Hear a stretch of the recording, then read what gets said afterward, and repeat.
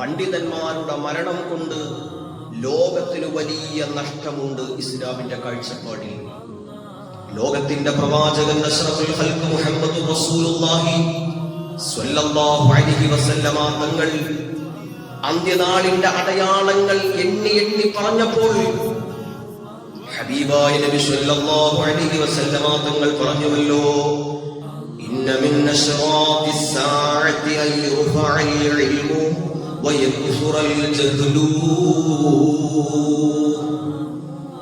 ഹബീബായ നബി തങ്ങൾ പറയാണ്, അന്ത്യനാളിന്റെ അടയാളം, അന്ത്യനാട് സംഭവിക്കാൻ അടുക്കുമ്പോ ഈ ഭൂമി ലോകത്തുണ്ടാകുന്ന നഷ്ടങ്ങളും അടയാളങ്ങളും ലോകത്തിന്റെ പ്രവാചകൻ പറഞ്ഞപ്പോ അവിടുന്ന് പരിചയപ്പെടുത്തി. ആദ്യം ഈ ഭൂമി ലോകത്ത് നഷ്ടപ്പെടുന്നതും നാശം വരുന്നതും അറിവിനാണ്, ഇൽമിനാണ്, വിജ്ഞാനത്തിനാണ്. വിജ്ഞാനം നഷ്ടപ്പെട്ടു പോകുമ്പോ അജ്ഞത വർദ്ധിക്കും. ഇൽമ നഷ്ടപ്പെടുമ്പോ അറിവ് അസ്തമിച്ചു പോകുന്ന ഓരോ ഘട്ടങ്ങളിലും അവിടെ അറിവില്ലായ്മ വർദ്ധിച്ചുകൊണ്ടേയിരിക്കും. ജനങ്ങൾക്കിടയിൽ അറിവില്ലായ്മയും തെറ്റിദ്ധാരണകളും വർദ്ധിച്ച് അവർ വഴിപിഴച്ചു പോകാൻ വലിയൊരു കാരണമായി മാറും എന്നത് അന്ത്യനാളിന്റെ അടയാളമായി എണ്ണി പറഞ്ഞു ലോകത്തിന്റെ നായകൻ അഷ്റഫുൽ ഖൽഖ് മുഹമ്മദ് റസൂലുള്ളാഹ്. എങ്ങനെയാണ് എന്റെ പ്രിയപ്പെട്ടവരെ അറിവ് നശിച്ചു പോകുന്നതെന്നറിയോ? എങ്ങനെയാണ് അല്ലാഹുവിന്റെ മഹത്തായ നൂറാകുന്ന വിജ്ഞാനങ്ങൾ ഈ ഭൂമി ലോകത്ത് നഷ്ടപ്പെട്ടു പോകുന്നത് എങ്ങനെയെന്നറിയോ?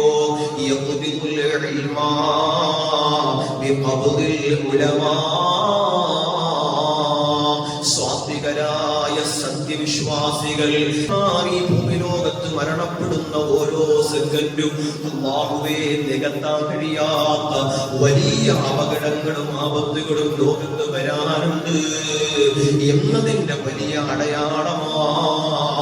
സത്യവിശ്വാസികളെ ലോകാവസാനത്തിന്റെ ഏറ്റവും പ്രഥമമായ അടയാളം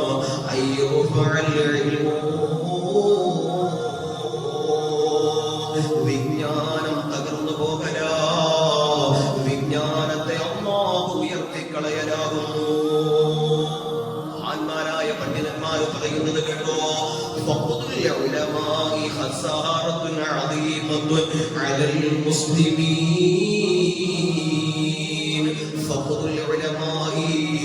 ഓരോ നാടുകളിലും ഓരോ ദേശങ്ങളിലും ജീവിച്ചിരിക്കുന്ന കരുത്തറ്റരായ പണ്ഡിതന്മാർ, സ്വാത്വികരായ സജ്ജനങ്ങൾ മരണപ്പെടുന്നു എന്നത് നിസ്സാരമായ കാര്യമല്ല.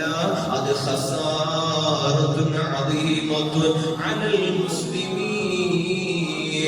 അല്ലാഹുവിന്റെ ദീനിനെ വിശ്വസിച്ച് ജീവിക്കുന്ന സത്യവിശ്വാസികളെ സംബന്ധിച്ചിടത്തോളം അത് നികത്താൻ പറ്റാത്ത വലിയൊരു നഷ്ടം തന്നെയാണ്.